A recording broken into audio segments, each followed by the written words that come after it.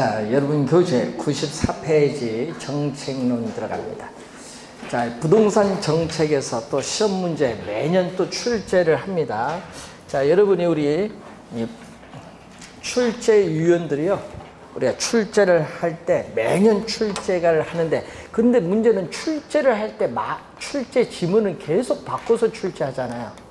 그래서 올해 또 출제 또 되는 부분이 바로 요거죠. 정부가 부동산 시장에 개입을 하는 근거, 이유, 올해 또 반드시 출제를 합니다. 그래서 이걸 잘 봐야 되는데 여러 가지 이유들이 많아요. 그 중에서 시험에 단골로 나오는 지문이 있습니다. 그게 바로 시장의 실패죠.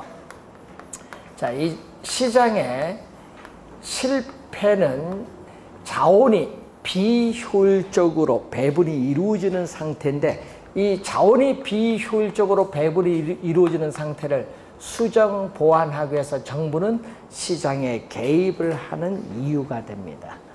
그래서 이 시장의 실패 원인이 상당히 많거든요. 그 원인 중에서 우리가 규모의 경제가 작용하고 있다든지, 또 뭐가 작용하고 있죠? 외부 효과가 존재한다든지, 또 공공재가 존재를 한다든지, 정보를 많이 보유한 사람과 정보를 적게 보유한 사람의 차이, 정보의 비대칭성으로 인해서 시장에 실패가 발생하고, 또 독점이나 과점 같은 불안전 경쟁 기업이 존재하면은 시장에 실패가 발생을 합니다. 자, 그러면은 이 관련해서 특히 요 두 지문이 좀 주의해 두시면서 올해는 특히 외부 효과를 좀 주의를 많이 해 두셔야 돼요. 시험 문제, 시장 실패 원인 중에서. 자, 우선은 2번 문제로 갑니다. 정부의 부동산 시장에 개입을 할 수 있는 근거 아닌 것. 자, 토지 자원 배분이 비효율성이 나타나고 있습니다. 그러면 어떻게 돼요? 자원을 효율적으로 배분하기 위해서 정부는 시장에 개입하는 근거가 되고요. 또 부동산 투기가 발생을 하면은 정부는 또 부동산 투기를 억제하기 위해서 또 개입을 할 수 있는 근거가 되고, 또 저소득층의 주거 문제가 발생하잖아요. 그래서 또 저소득층의 주거 문제가 발생을 하니까 저소득층의 뭐를 위해서? 주거 안정을 위해서 뭐를 공급한다? 공공주택을 공급하기 위해서 정부는 또 시장에 개입을 해요. 난개발로 인해서 도로라든지 상하수도 등의 기반 시설이 부족을 해지는 문제를 또 해결하기 위해서 정부는 시장에 개입을 합니다. 근데 1, 2, 3, 4는 다 개입을 하는 근거가 되는데 5번이 정답인데, 개발 부담금 부과는요, 이 부동산 정책의 목표를 달성하기 위한 정부의 시장 개입의 방법이에요. 정부의 시장 개입의 방법입니다. 자, 그래서 우리가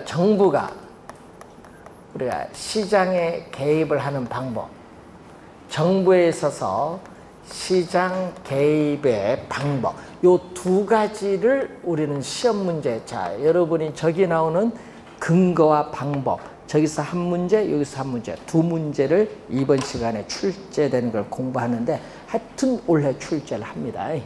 개입의 방법에 우선은 정부가 부동산 시장에 직접 개입을 해서 수요자와 공급자의 역할을 적극적으로 수행하는 직접 개입이 있고, 또 시장 기구의 틀을 유지하면서 시장의 기능을 통해서 정책 효과를 달성하고자 하는 간접 개입이 있는데, 거기에 개발 부담금이죠.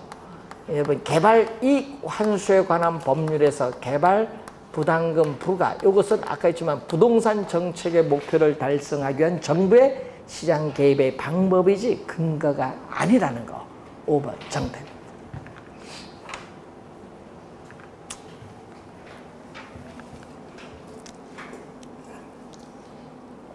자, 5번 문제로 갑니다.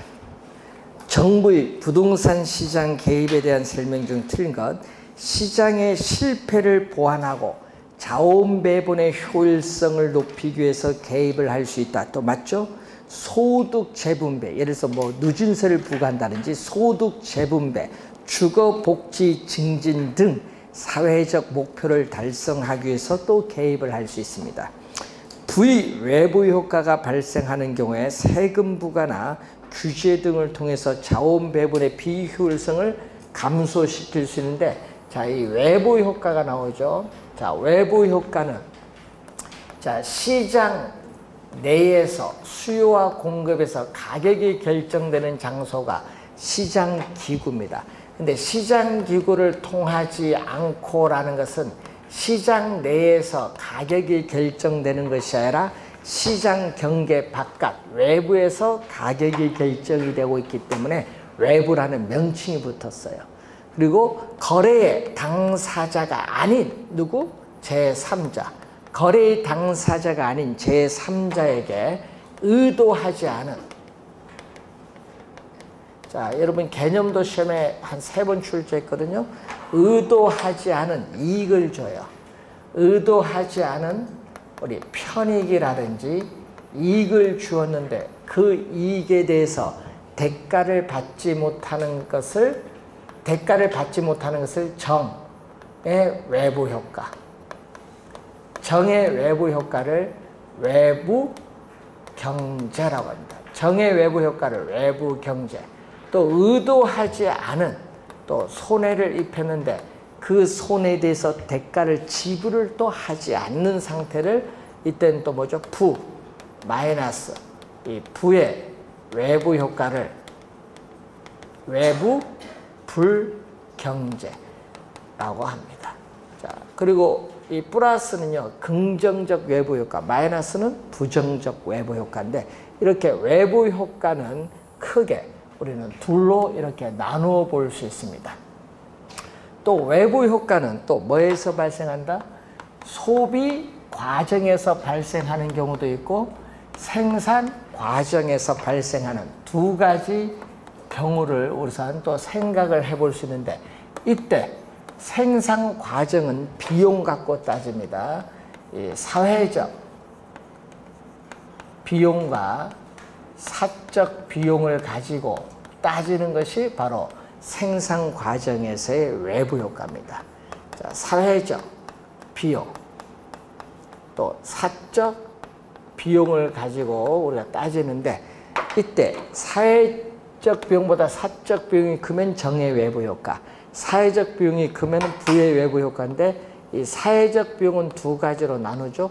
기업이 제품을 생산하는 데 드는 비용에다가 우리는 환경 오염물질을 한 단위 더 정화하는데 추가적으로 드는 비용, 외부 비용이 들어갑니다.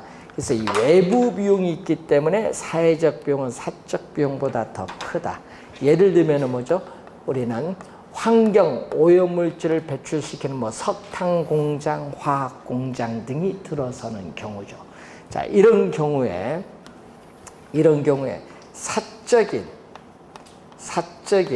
편익을 나타내는 수요 곡선, 사적인 비용을 나타내는 공급 곡선이 만나는 이 점이 바로 뭐가 되죠? 균형이죠.